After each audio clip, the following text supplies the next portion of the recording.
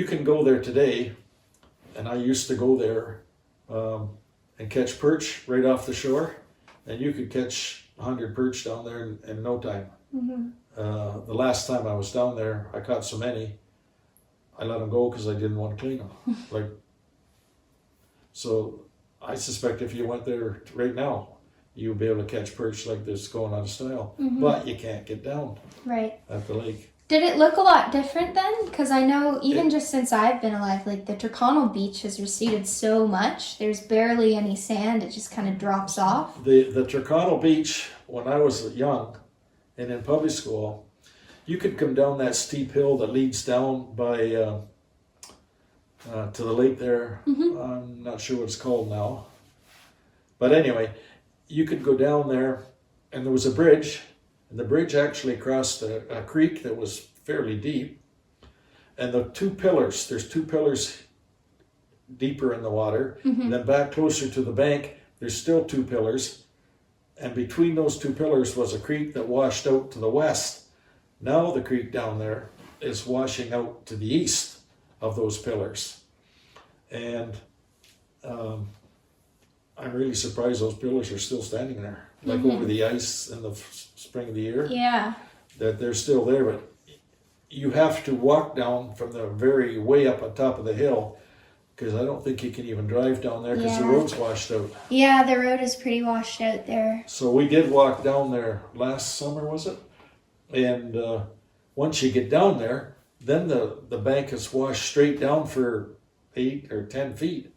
And you can get down there again if you have nimble enough and don't care if you break your leg. But yeah, and boats used to go down there, come in and out. And there was a dock and a ice house or a fishing house. That whole area is washed out now. It's not when you came across the bridge, there was a hill actually went up, and the hill's gone, like it's washed away in the lake. So, but when I was in public school, everybody used to go down and sit on the dock, which was maybe 80 feet out into the lake, big wide dock, and everybody would sit there and fish, and in the evening just for social activity. And that doesn't happen anymore. Is that the pier that people talk about? Probably. Yeah. When would that have been taken down? Well, I don't know as it was taken down. It just got washed out by the lake and the ice and stuff. And I really don't know what year that is. I know the fishing boat, the fishermen there give up, and there's no boat down there. They probably took it to Port Stanley or something. But yeah, over time it just washed away down there. And so before the dock that was about 80 feet out into the water, and this is before my time, you probably read in some of these old history books, there used to be a dock that went 500 feet out in the lake in the old history books. And my ex-brother-in-law's dad, his grandfather lived back at Dutton, and he used to carry a bag of wheat on each shoulder all the way from back at Dutton. He walked down to this dock, walked 500 feet out into this lake on this dock, and sold it to the ship. There was a ship came in and was collecting all the wheat from this area. Now, I suspect most farmers had a wagon with horses that would pull it. Yeah. But he obviously didn't have a wagon, and he carried it. I can't believe it. On foot. Can you imagine a bushel bag from Dutton back by the river, near the river, and walk clear there? But I only know that because of the old books that I've read. I never seen that, but the last stock that was there, I'm familiar with. But it's washed away too. I'm pretty sure it wasn't taken down. Yeah, I think it was just washed away. Yeah. Just let me check my notes here. Another interesting fact. This park right here, you know anything about how it was developed or made, or were you around when they made the road through there? Through the park across the road? Yeah, that you can drive around? Yeah. No. Well, I can tell you a little bit about that. Yeah, go for it. Back when I was in public school, there again, 8-10 years old roughly. We were just playing around this area on our bikes, and down the road came this great big truck pulling a great big monstrous bulldozer on a float. So it pulls up and stops by the park down here. So a bunch of kids being curious, we said, what are they going to do? So we hung around, watched. Pretty soon they get the dozer off the float, and he fires it up, and one guy was driving it, and there was another guy walking 100 feet or so ahead of it, and he was standing there going like this, directing the bulldozer where to go. There was no surveying, no nothing. He just walked what's there now. He walked around there, and he just kept, when it got to make the big curve at the far back end down there, he just goes this way. We're going this way now, and the dozer would kink around. This blade was wide enough that it was pushing all the topsoil and crap kind of just out to the sides, I guess. And he'd get up to where the toilet area is back there now, and he'd say, go this way and go that way, and round he went. And pretty soon there was a road. Once they got that done, pretty soon there was a bunch of trucks came in with gravel that drove in and just dumping it as they went. And that's how the gravel road got there. But I know both the bulldozer operator and the I'm not 100% sure the guy out front that was directing, but the bulldozer guy's name was Ivan Patterson, and he lived just halfway to Dutton, almost to Dutton, on the road that goes to the golf course. You ever hear of the Pattersons back there? Yeah, Bill Patterson? Yeah. Oh, matter of fact, Bill Patterson has his tractor here. One day I was here at one of the... Yeah, the farm show probably. The farm show, yeah. Yeah. And I met him here, and I said, Bill Patterson, I recognized him. And I says, oh my goodness. And I said to him, we got talking about the road. And I said, you remember when your brother ran the bulldozer? And the reason I think it was Bill himself that was directing the road where to go, because he says, yeah, I was there when that was done. So he wasn't driving the bulldozer, so it must have been him. Yeah, directing. Directing the road. But if he ever comes here, which he might with another tractor, Yeah. you get a chance, ask him, tell him you had, that I was here and was telling him, because he remembers doing it. So we talked quite a bit about him making this road down here. So that was pretty interesting, I thought. And Ivan, I don't know if he's still alive or not, but Bill is. So that's interesting that I know him through the tractor guys. Yeah. Yeah, so. Yeah, I had no clue he was connected to he made the road. Yeah. Yeah, he made the road. And I'm trying to guess, I'm going to say, let me just look here in my notes.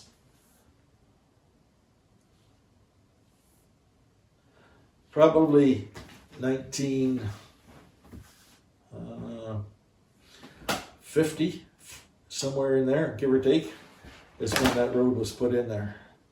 Wow. Now somebody might argue that it's a year or two out, but that's pretty close. Yeah. And so, yeah, so again, if you have the tractor show when he comes, I'll talk to him again about the road. Yeah. He likes talking about that road. Yeah, I'll have to do that. Yeah. It's happening again soon, so. Is it? Well, I'll probably come to that just to see if he's here. Yeah. And Reg. So anyway, that was kind of an interesting little thing I had to do here. And I remember when they paved this road, it used to be just a little bumpy gravel road, and they raised it up and moved it over a little bit. So it is where it is today isn't where it used to be. Really? A long time ago. Just this curved part. Like Okay. it just missed Gracie's flower beds out here, which I believe is probably pretty close to where they were. She had flower beds right out by the road. Okay. And by the fence out there. But then from there, the road, they put fill in. If you notice, it's higher on the one side than the other side. It was all put in fill to kind of make a curve in there. So, anyway, just take some more of my little notes here. When I started going to high school, I met my wife here, Mm-hmm. but I didn't have a car. I mean, how can you go to movies and have a date type of thing? Morley had an old car. I can't recall the make and model of it, but he knew I was kind of going with my wife here. He used to loan me his car. Morley. Wow. And I just got license. Like, what idiot? I shouldn't say idiot, sorry. Loans a teenager that just got his license your car. Yeah. But he did. He must have liked you a lot. He did, yeah, because all that helping I used to do here. He knew my dad too. He knew his dad. There you go. They were, so anyway, I thought to myself, this guy's pretty neat. Here's my car, here's the keys, bye. And what kind of car was it? I'm trying to think. I think it was maybe an old Hudson or a Packard or something like that. It was a kind of a different big old clunker. Yeah. Sorry, Iris. But yeah, he loaned it to me. She probably didn't even know that. Wow. He loaned me his car. Probably for years. He would loan it to me on Friday or Saturday to go somewhere. So you didn't live far then, right? No, I was just over on the 9th Ash line. Okay. Yeah. Not very far then. Also, So you met in high school. yeah, that's where we sort of met. We used to ride in the bus together. Yeah. And What year did you get married? 1966. So, anyway, getting back to Morley, he was a hunter. Morley used to do a lot of hunting, like rabbits and small stuff. So one day he asked me, "Do you want to learn to hunt?" I thought to myself, wow, what an offer that is. So we had a nice double-barrel shotgun. He took me, we went out through these gullies and hills back here, and he would show you how you sneak up and stomp on a brush pile. Rabbits used to hide in the brush piles. Rabbit would run out, and that would be the end of the rabbit. But he used to teach me how to hunt and stuff, so I thought, well, that's kind of cool. He loans me his car and lets me shoot his gun. Yeah. And I probably shouldn't have been hanging on to a gun. Back. The foxes. Huh? And the foxes. Yes. Oh yeah. Dunwich Township had too many foxes, so they had put a bounty Okay. out on foxes, and I think it was $8. And so I thought, oh, this is a good way to make money. And everywhere you looked, there was foxes running around. So I used to take them up to Dutton to the township office, and they'd cut their tail off as proof you wouldn't bring it back because it had no tail, so you couldn't do it twice. And I used to get $8 for them and the foxes, but in later years, every Saturday night we used to come over Little John's, us, Marcus's, ever who was over there, some Pearce's, I believe, would come over here and all sit around television that Morley had. We'd watch Toronto Maple Leafs. Back in the time when Foster Hewitt still was announcing, Foster Hewitt. I've heard of him, yeah. He had that distinctive hockey kind of voice that if you hear it today, you would know that's him. Because it's kind of had that, I don't know how to describe it, but it's a recognizable voice. It's a voice you'd recognize. So anyway, we'd all come over and sit around, and about halfway through the hockey games, all of a sudden we'd hear pop, pop, pop, pop, pop.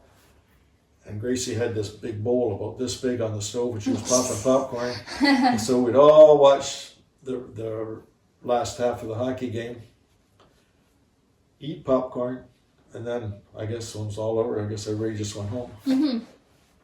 So that's also interesting. Nobody else had television but Morley.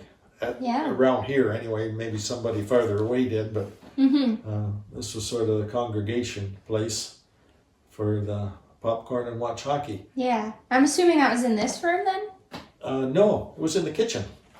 Oh, the television was in the kitchen. The television was in the kitchen, and there was chairs all around the table. Oh, I and see. anywhere you could jam chairs, there was a chair jammed in there.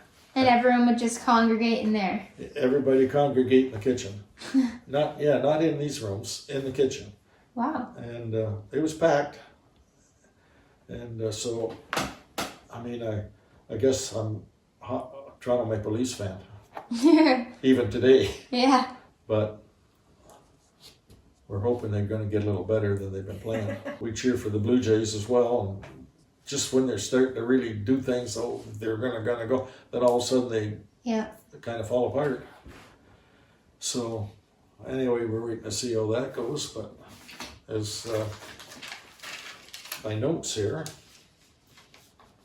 it's pretty much everything. So do you remember any like bad weather events? Like were there any tornadoes here when you lived in the area? No. Horrible snowstorms? Never heard of a tornado back in those days. Yeah, snow. This road just going from the Curry Road and Lake Road going north. Mm-hmm. I've got pictures of the snow, the Lizards and the Morleys and half of Tyrconnell was out with shovels digging through great big drifts going up this road towards Wallastown. Wow. Yeah, all the people that lived around here didn't seem to have, there was no snowplows. Right. Like big snowplows. It would have required a big snowplow to get through this drift. Like it was double their height, this drift. So, yeah. But other than that, no disasters, just that big snow drifts. Yeah. I don't remember any winds, tornadoes. I don't know whether you can classify water spouts from Lake Erie. Yeah. We used to see them all the time on they go right down Lake Erie, and they were white, and they were not usually small, like skinny, Mm-hmm. but you could see them suck water right up out of the lake and take that water up. I don't know, 400 or 500 feet, ever how high it was, and you could see it. I seen as many as 4 at once. Wow. What we call them water spouts. Yep. And we never really seen them over the land. Mm-hmm. Now they could have been there, but we didn't see them. I don't know. Yeah. But it was common to see them over Lake Erie. So. Was there any like barn fires or house fires or accidents like that from the area? No, not that. It was a pretty docile areas that I can remember. Mm-hmm. I don't remember nothing really happening. I used to hear lots of stories of the War of 1812 when they came by burning everything, and people were they knew about that back then. They were quite willing to tell stories about it. Mm-hmm. One story I heard that the Americans came along the lake, or the Lake Road, ever what it was at the time, and they stayed overnight in Audrey Littlejohn's, Alistair's, the big old long white house just next door. Mm-hmm. And they just told them to buzz off, I guess. And they just took over the house, and the officers and the big shots in the War of 1812. They just stayed in the house all night and used their beds and ate their food. And in the morning when they were ready to go, the other guys just tended out, I guess, on the yard. And away they went. Mm-hmm. On down. But they were actually after, as you know in reading the books, they were after old Colonel Talbot. Right, yeah. They were going to blow him off the planet. Yeah. But when they got down there, he seen them coming. Now this is just from stories that I've heard. And he ran down the bank. There's a big ravine there. There's a big creek at the bottom of his place. And he ran up the bank on the other side, and some of the American soldiers were getting their guns all ready, and they were going to shoot him just the fact that he was running. And some of the servants of Colonel Talbot says, "Oh, don't shoot him. He's just the sheep herder. The sheep herder, yeah. It's not Colonel, don't shoot him." It's just a servant. Yeah, and he got away. And he Yeah. got away on him. But if they'd have known that was really him, they'd have probably shot him. Yeah, yeah. He So- escaped them a few times, I think. Yeah. So, Lucky man. yeah, he is. But that's just one I heard of, and I thought, well, Yeah. so anyway, that's the Colonel Talbot story. But there's a lot of War of 1812 stories. I talked to several people, and maybe a couple of guys even here with metal detectors, and they said that the Talbot Trail back in 1812 was the richest trail around at the time, because people would hear the Americans are coming. Mm-hmm. Well, Americans took everything they had, like they took all their gold, or Yeah, they would plunder their they would houses. plunder their and- stuff. So they'd go out and they'd count, 9 fence posts down from the front of their house, the fence that went around, and they'd very gingerly pull out the fence post. Then they'd dig it bigger down at the bottom. Then they put all their gold and whatever they had, their valuables, down in the. Then they put the post back in real careful and hook it back up or whatever they did.